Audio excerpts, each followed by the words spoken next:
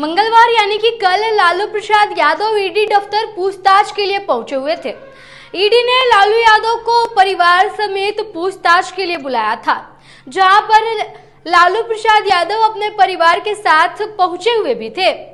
इसके बाद तेजस्वी यादव का बयान आया था कि एजेंसियों का सरकार दुरुपयोग कर रही है, इसीलिए उन्हें इस तरीके से परेशान किया जा रहा है ताकि वो कमजोर हो जाए। इसके बाद अब जेडीयू की तरफ से लालू परिवार पर निशाना साधा गया है। उन्होंने कहा है कि लालू यादव एक ऐसे आदमी हैं जिन पर आपराधिक मामले दर्ज हैं, जो सजा काट रहे हैं, लेकिन उसके बावजूद भी वो अपनी पार्टी के राष्ट्रीय अध्यक्ष बनकर बैठे हुए हैं। पूरे राजनीति में आज तक ऐसा कोई भी व्यक्ति नहीं होगा जो इतने सारे इल्जाम लेकर राष्ट्रीय अध्यक्ष के पद पर बैठा होगा। लालू यादव ने तो अपने परिवार के सदस्य तक को जमीन लेने में नहीं छोड़ा, नौकरी के बदले अपने परिवार वालों से भी जमीनें ली हैं।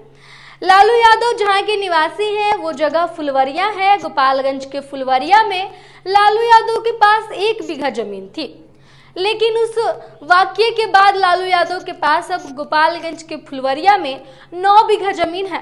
इस बात का जवाब ईडी के सामने जाकर लालू यादव को तो देना ही पड़ेगा। क्या कुछ कह रहे हैं जेडीयू के मुख्य प्रवक्ता और एमएलसी नीरज कुमार, आइए उनके इस बयान को आपको सुनाते हैं। इस्तेमाल कर रहे हैं इसका। राष्ट्रीय राजनीति में इकलौता व्यक्ति जो सजा याफ्ता होने के बावजूद पार्टी के राष्ट्रीय अध्यक्ष बने हुए हैं। पंचायत का चुनाव लड़ने की जिनकी पात्रता नहीं, न्यायपालिका ने अयोग्य घोषित कर दिया। ईडी में पेशी, कल पेशी थी। सब लोग बजरंगबली का दर्शन करते हैं मंगलवार को। आई दर्शन, इनका परिवार दर्शन कर रहा था ईडी के कार्यालय का।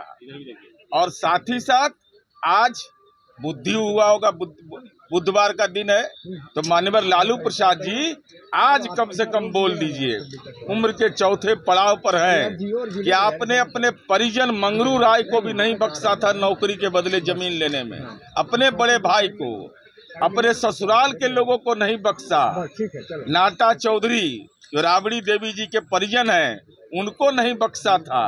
तो हमारी उम्मीद है कि आज लालू जी ईडी के सामने यह जरूर बोलेंगे कि हमने ये गुनाह तो किया। यह मत बोलिएगा कि हमारा किडनी बदला गया है, हम पर रहम कर दीजिए। तो संपत्ति लेने में तो आप बेरहम थे, तो जब संपत्ति लेने में बेरहम थे तो ईडी रहम क्यों करेगा? और आपको फंसाया किसने? क्या दिवंगत इंद्र कुमार गुजराल ने फंसा दिया आपको? पीवी नरसिम्हा राव ने आपको फंसाया?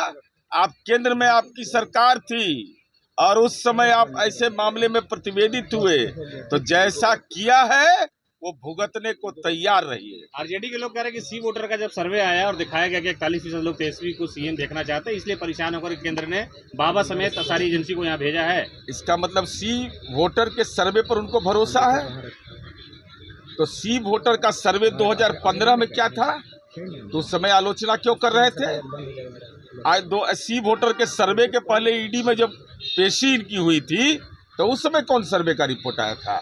अरे लैंड सर्वे हो रहा है, तो लैंड सर्वे में इस बात का तो अद्यतन होगा ना कि गोपालगंज में इनको फुलवरिया में 1 बीघा जमीन था, कैसे फुलवरिया में 9 बीघा जमीन हुआ, कैसे सेलार कला में कोई नहिरा में अपना जमीन लेता है? नहिरा में जमीन ले लिया इन लोगों ने।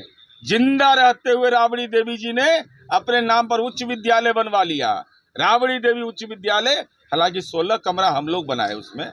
इसके अलावा गोपालगंज हो गया, मुजफ्फरपुर एनएच पर जमीन है साहब, 17 बीघा जहां तक हमको स्मरण है। पटना में 468 करोड़ 43 बीघा 12 कट्ठा 16 दूर। औरंगाबाद, दिल्ली का फ्रेंड्स कॉलोनी का आलिशान पौस मकान में रहने की इच्छा थी। ईडी का कार्यालय भी आलिशाने है, जाइए वहाँ एहसास होगा। तेजस्वी ने कहा जितना परेशान किया जाएगा उतना ही मजबूत होंगे। अब आदमी की आदत होता है कि एक अपराध करने के बाद कहता है कि हम अपराध के मामले में बहुत सुदृढ़ हो गए। तो ये आप ही को मुबारक हो तेजस्वी यादव, ऐसी राजनीतिक समझ। कोई परेशान कर रहा है तो तरुण यादव कौन है? 4 वर्ष की उम्र से राजनीतिक फ्रॉड कर रहे हैं, 4 वर्ष की उम्र में तेजस्वी यादव के नाम से जमीन लिखवा लिया, और वह नाम क्या था, नामाकरण तरुण यादव। अब जिनके नेतृत्व में विराट कोहली खेला है, उन पर, उनके ज्ञान पर कौन टिप्पणी कर सकता है। तो सुना आपने नीरज कुमार को। नीरज कुमार ने लालू यादव पर निशाना साधते हुए कहा कि उन्होंने अपने परिवार के सदस्य को जमीन में नहीं छोड़ा। उन्होंने नौकरी के बदले जमीन मामले में अपने परिवार वालों से भी जमीनें ली हैं। लालू यादव को ईडी के सामने जाकर अपने गुनाहों का बहीखाता तो देना ही पड़ेगा। ईडी जब पूछेगी तो इन तमाम सवालों के जवाब तो देने ही होंगे कि उनके पास जहां गोपालगंज में फुलवरिया में 1 बीघा जमीन थी, आज 9 बीघा जमीन कैसे है। लालू यादव के पास आज इतनी सारी संपत्ति कैसे है। लालू यादव को ईडी के सामने जाकर बताना पड़ेगा कि आखिर उन्होंने कैसे ये संपत्ति अर्जित की है। ये कहकर नहीं चलेगा कि उनका किडनी ट्रांसप्लांट हुआ है। इन तमाम बातों को कहते हुए नीरज कुमार, जो कि जेडीयू के मुख्य प्रवक्ता हैं और एमएलसी हैं, वो कहते हुए नजर आए हैं। उन्होंने लालू यादव पर निशाना साधा है और कहा है कि लालू यादव मंगलवार के दिन जहां सब लोग भगवान महाबली बजरंग बली की पूजा करते हैं, तो वही लालू प्रसाद यादव ईडी दफ्तर में पेश थे और अपने गुनाहों का ब्यौरा दे रहे थे।